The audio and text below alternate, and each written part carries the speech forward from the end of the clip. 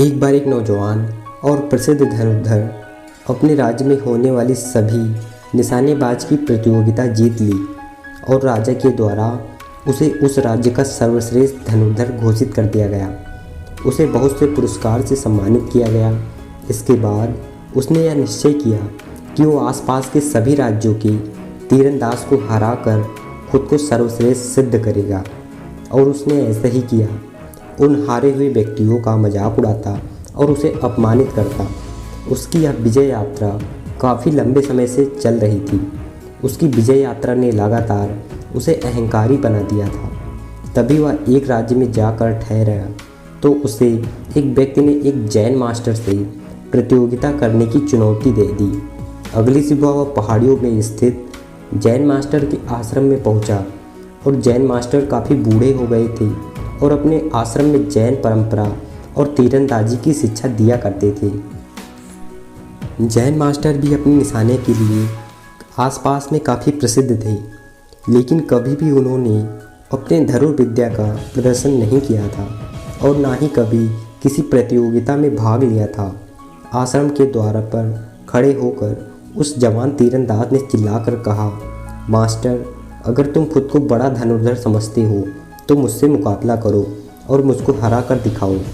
तभी वहाँ जैन मास्टर और सभी छात्र एकत्रित हो जाते हैं और वह घमंडी धनुर्धर ने जैन मास्टर को देखते ही अपना तीर निकाला और दूर स्थित एक लक्ष्य पर चला दिया।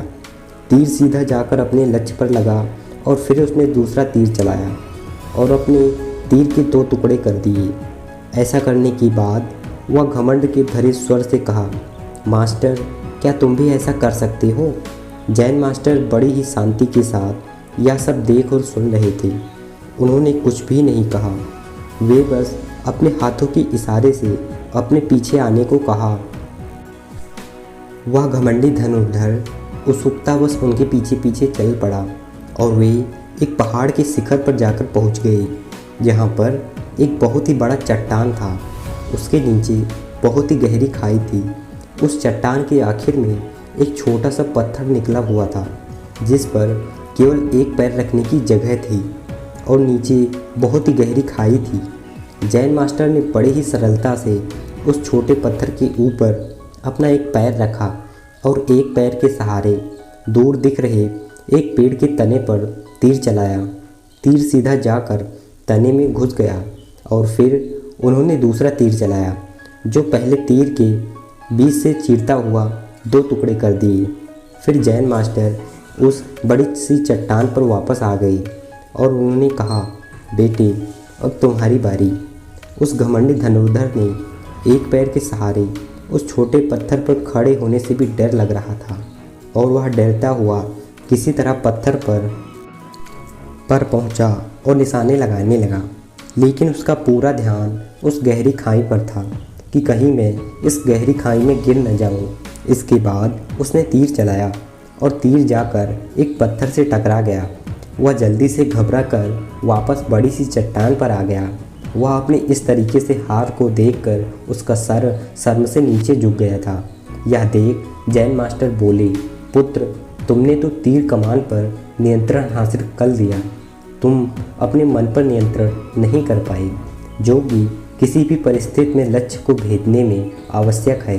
पुत्र, जब तक मनुष्य में सीखने की जिज्ञासा है तब तक उसके ज्ञान में वृद्धि होती रहती है, लेकिन जब उसके अंदर सर्वश्रेष्ठ होने का अहंकार आ जाता है तभी से उसका पतन शुरू हो जाता है।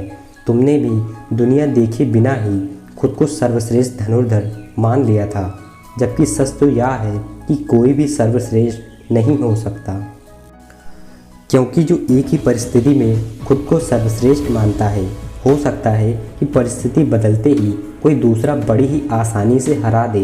इसलिए सर्वश्रेष्ठ होने का घमंड मन से हटा दो और नई चीज़ों को सीखने के लिए अपने दिमाग को हमेशा जागरूक रखो। वह घमंडी धनुर्धर मास्टर की बात को समझ चुका था। उसने अपने अहंकार के लिए तुरंत ही मास्टर से क्षमा मांगी और हमेशा एक शिष्य की तरह सीखने और अपने ज्ञान पर कभी घमंड न करने का वचन दिया। दोस्तों, इस कहानी से हमें 3 बात सीखने को मिलती है। पहली बात, हमें कभी भी कला और काबिलियत पर घमंड नहीं करना चाहिए, क्योंकि कोई ना कोई ऐसा ज़रूर होगा जो कि उस काम में हमसे भी कई गुना अच्छा होगा, क्योंकि एक घमंडी व्यक्ति जब हारता है तो उसे बहुत ही ज़्यादा अपमान का सामना करना पड़ता है और लोगों के बीच हंसी का पात्र बनकर रह जाता है। अपने आप में विश्वास और घमंड में एक छोटा सा अंतर होता है। जब कोई इंसान ये कहता है कि मैं भी कर सकता हूँ, तो ये उसका आत्मविश्वास होता है, और जब कोई इंसान ये कहता है कि केवल मैं ही कर सकता हूँ, तो ये उसका घमंड होता है। दूसरी सीख, जब हम अपने ज्ञान से संतुष्ट होकर सीखना बंद कर देते हैं, तभी से हमारी प्रगति बंद हो जाती है। और खुद को समय के साथ बदलते रहें और नई नई चीज़ें सीखते रहें। तीसरी और सबसे महत्वपूर्ण सीख, अगर कोई अंदर से शांत और स्थित है तो उसका असंभव कार्य भी बड़ी ही आसानी के साथ कर सकता है। दोस्तों, आपने इस कहानी से क्या सीखा, हमें कमेंट करके ज़रूर बताइएगा। मैं मिलता हूँ किसी नेक्स्ट वीडियो में, तब तक के लिए धन्यवाद।